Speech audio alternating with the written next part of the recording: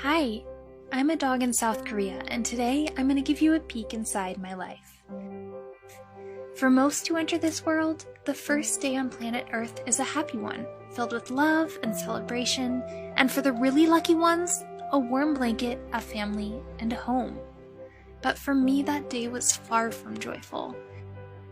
My life started inside of a freezing cold wire cage on a dog farm in South Korea, where dogs are bred and raised for meat.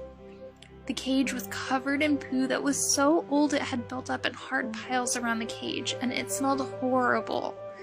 My mom was too weak, cold, and sick to take care of me well. My siblings and I would desperately try to drink her milk, but she had little to give. One day, Mom stopped moving altogether.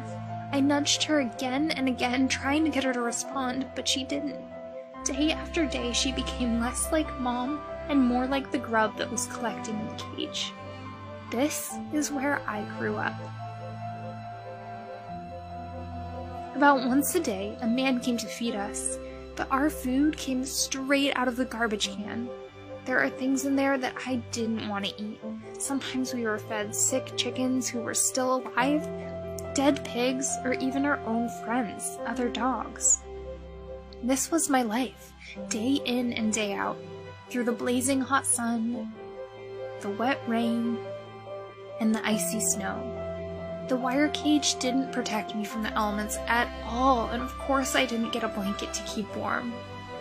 After growing up in these awful cages for a full year, never experiencing the outdoors or what it's like to run or even to be clean, a man pulled me out of my cage and violently crammed me into an even smaller transport crate with like 12 other dogs.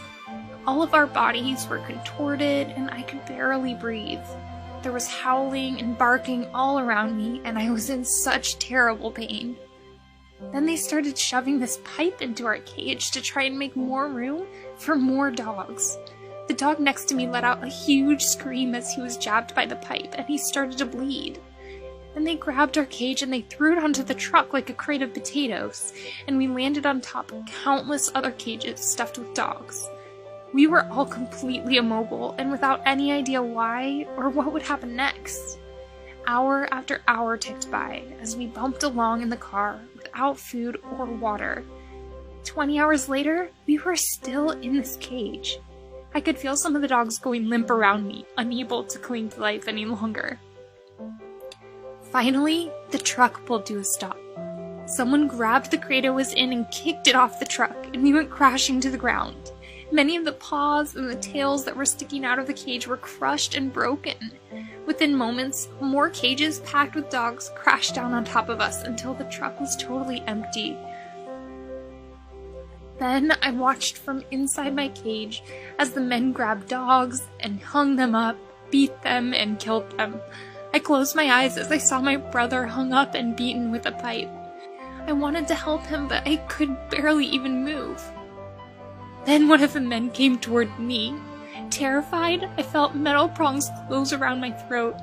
I was torn out of the cage and dragged by my exhausted body against the gravel. He hit my head with a pipe and threw me onto the table. I tried to get away, but the man held my face down so hard as he came toward me with a knife.